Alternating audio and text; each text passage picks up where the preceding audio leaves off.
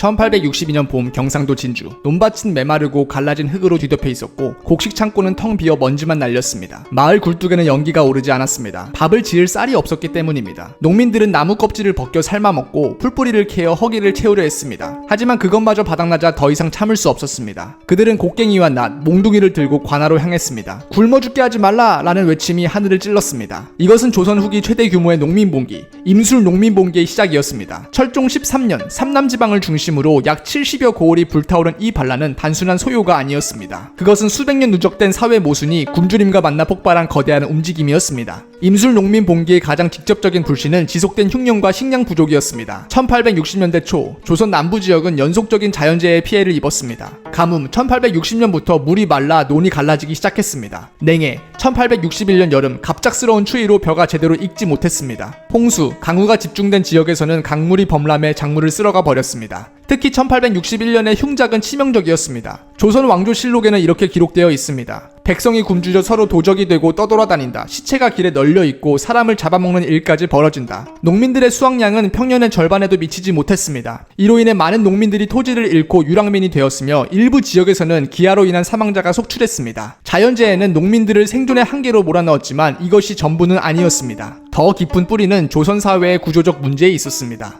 자연재해만으로는 이 봉기가 일어나지 않았을 것입니다. 진짜 원인은 조선 후기 농민들을 무너뜨린 삼정의 문란이었습니다. 삼정이란 국가의 기본 세제인 전정, 토지세, 본래 생산량에 따라 부과되지만 황무지나 가상의 토지까지 세금을 매기며 문란해졌습니다. 군정, 군포세, 군역을 대신하는 세금으로 사망자나 어린 아이에게까지 부과되는 경우가 빈번했습니다. 환곡, 곡물대여제도, 흉년 구유를 위한 것이었으나 가장 악용되었습니다. 19세기 들어 이 제도는 완전히 부패했습니다. 특히 황곡의 악용이 극심했습니다. 지방 관리들과 아전들은 강제로 곡식을 빌려주고 과도한 이자를 부과했습니다. 허위 장부를 작성해 실제 빌리지도 않은 곡식을 갚으라고 강요했습니다. 흉년에 필요한 구율곡을 사적으로 착취하거나 팔아넘겼습니다. 농민들은 빚을 갚기 위해 토지를 팔아넘기고 가족을 노비로 팔아야 했습니다. 이 과정에서 몰락 양반과 빈농층의 갈등도 심화되었습니다. 부유한 지주들은 세금 징수를 피하거나 오히려 착취에 가담했으나 빈농들은 모든 부담을 떠안았습니다. 굶주림 위에 이런 착취가 더해지자 농민들의 불만은 폭발 직전이었습니다. 이 문란은 단순한 행정 오류가 아니라 관료 부패와 권력 남용의 결과였습니다. 1862년 2월 경상도 진주 지역의 상황은 특히 심각했습니다. 진주 목사 홍병원과 경상 우병사 백낙씨는 대표적인 탐관오리였습니다. 그들은 황곡을 이용해 막대한 사적 이익을 챙기며 농민들을 혹독하게 착취했습니다. 봉기의 불씨는 작은 고을 단성에서 타올랐습니다. 1862년 2월 14일 단성의 농민들이 수곡 장씨와 덕산 장씨를 장악하며 시작되었습니다. 지도자 유계춘을 중심으로 수천 명의 농민들이 모였습니다. 그들은 머리에 흰 수건을 두르고 몽둥이와 낫을 들고 관하로 몰려갔습니다.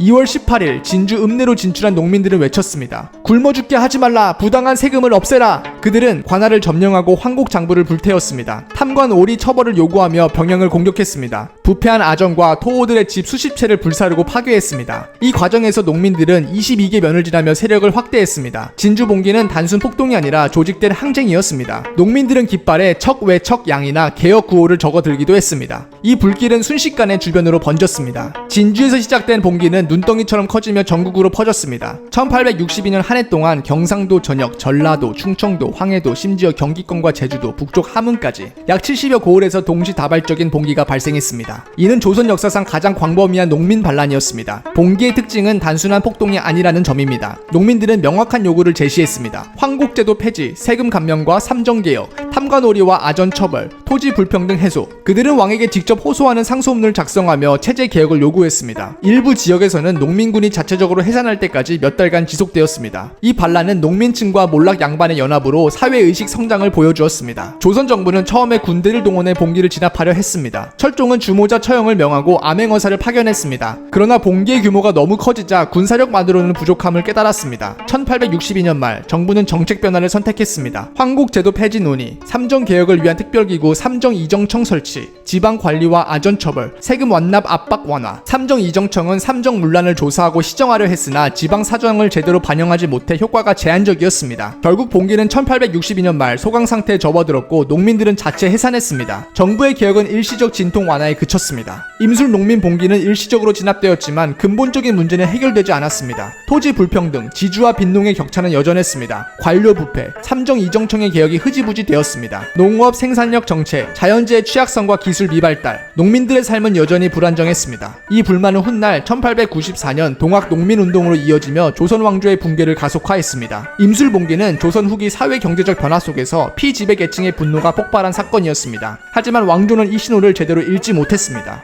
1862년 임술 농민 봉기는 단순한 농민 폭동이 아니었습니다. 그것은 자연재해로 시작된 기근이 부패한 제도와 결합하며 정치적 폭발로 이어진 거대한 사건이었습니다. 조선 왕조는 군사력으로 반란을 진압할 수 있었지만 한 가지 사실은 바꿀 수 없었습니다. 백성의 밥그릇이 비는 순간 국가는 흔들린다는 것. 굶주림은 총보다 강력했고 결국 조선 후기 체제 붕괴의 신호탄이 되었습니다. 임술 봉기의 외침은 오늘날까지 메아리칩니다. 백성의 허기를 채우지 못하는 왕조는 스스로를 삼킬 불길을 키운다.